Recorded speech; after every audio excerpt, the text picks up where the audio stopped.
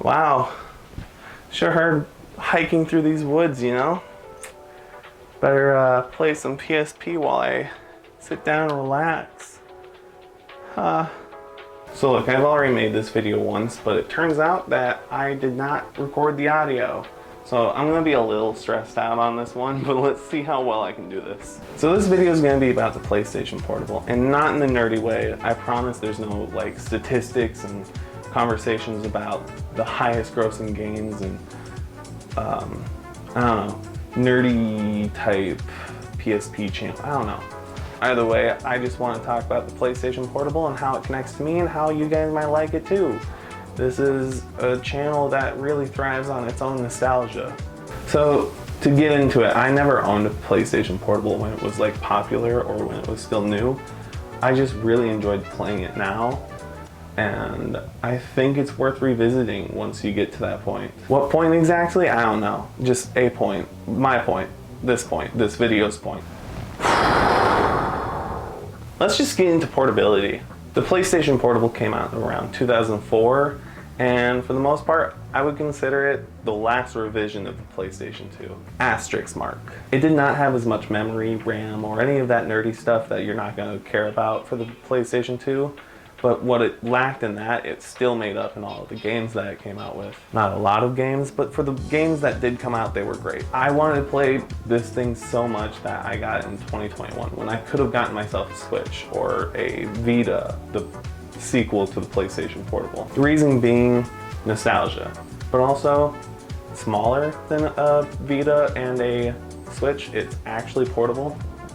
I don't know if you can see me smacking my ass, but it's there. I spend most of my time playing with it between hours of going to work and coming back here when I'm like trying to defrost my car and I don't want to actually go out and scrape.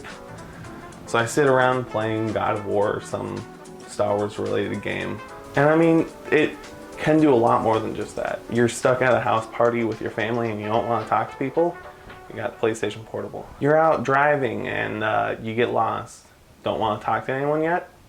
PlayStation Portable. What I'm trying to get across is that I don't like communicating a lot, so I just play the PlayStation Portable instead of talking. It's the duality of being both an introvert and an extrovert at the same time. Going out and hanging out with people, but then finding your end and just deciding, I want to play video games.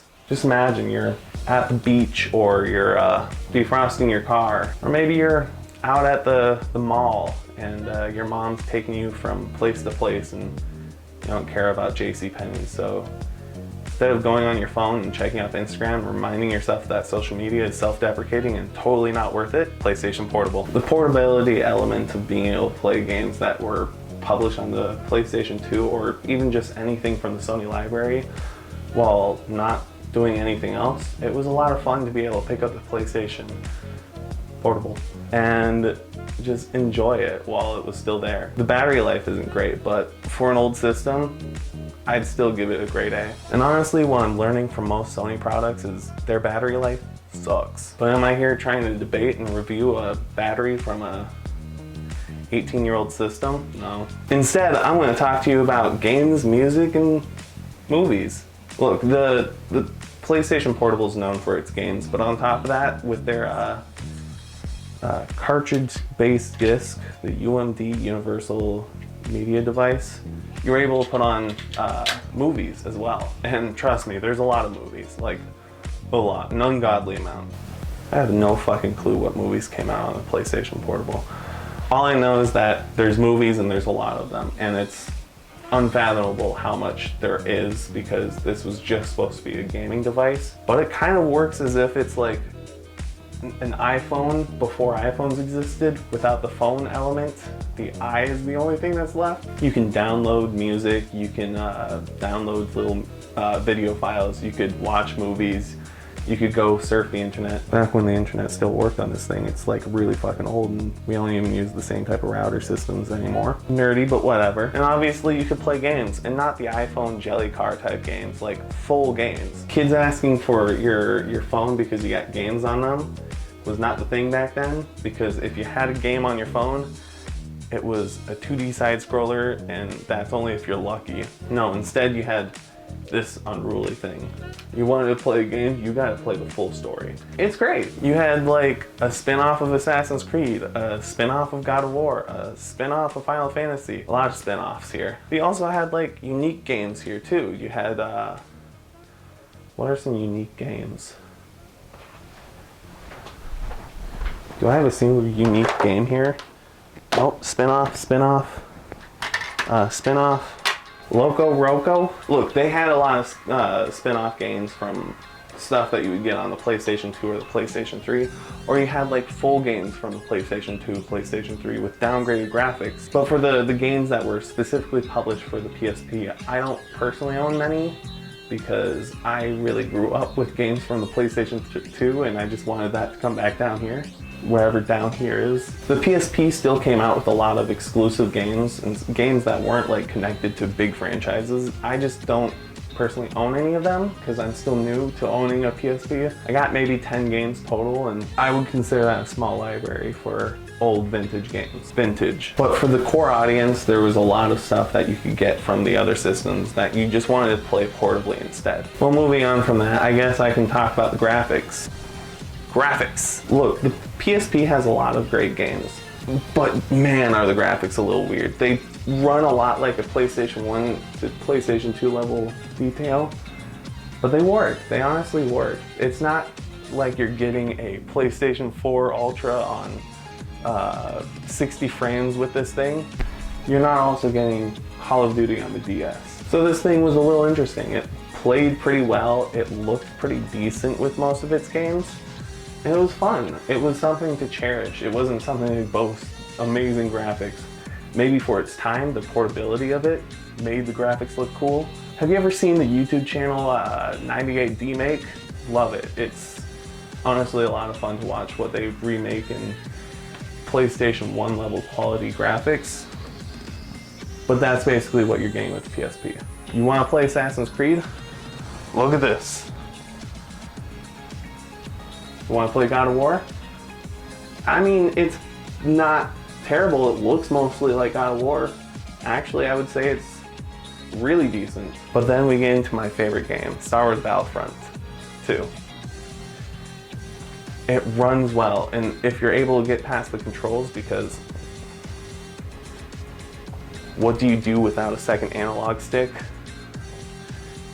It's a lot of fun. It's honestly fun, but the graphics are just a little off. I'm really hoping that I'm able to find some videos of these games because I'm not recording them myself. Well, the graphics aren't great. They aren't also bad. They're kind of nostalgic. This feeling of liminal graphics, I guess. Something that feels nostalgic but is new to me now is kind of fun. And it's interesting how they were able to cram so many like great games from my childhood into this small little cartridge. What I'm trying to say is that the PlayStation Portable is a lot of fun. And while I don't have a lot of connection to it in my past, I do have one story I'll share later. It is worth going back to, even if you're not directly nostalgic about it. Maybe you saw all those commercials from way back when. Maybe you had a friend that had it. I know I did.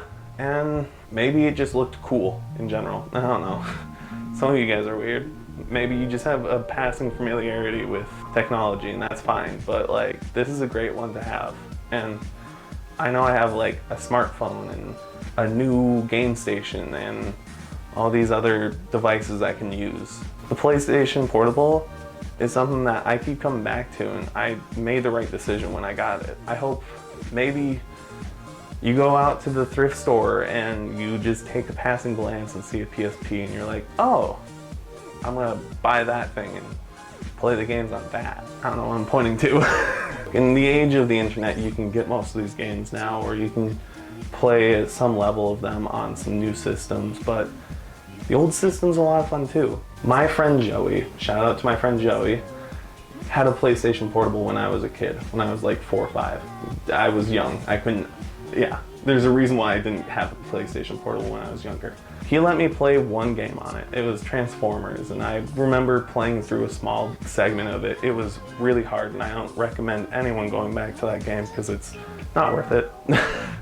Plain as can be. not worth it. I looked at some of the old images of it, not as cool as I remember it, but it got me interested.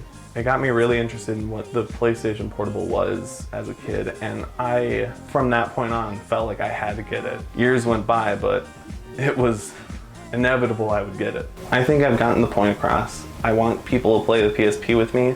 I'm really lonely in this niche crowd of people that are going back to systems that they didn't own originally, but they really wish they did. But it's worth it, and it's worth your time, and hopefully this video was too. With that, I guess I'm out.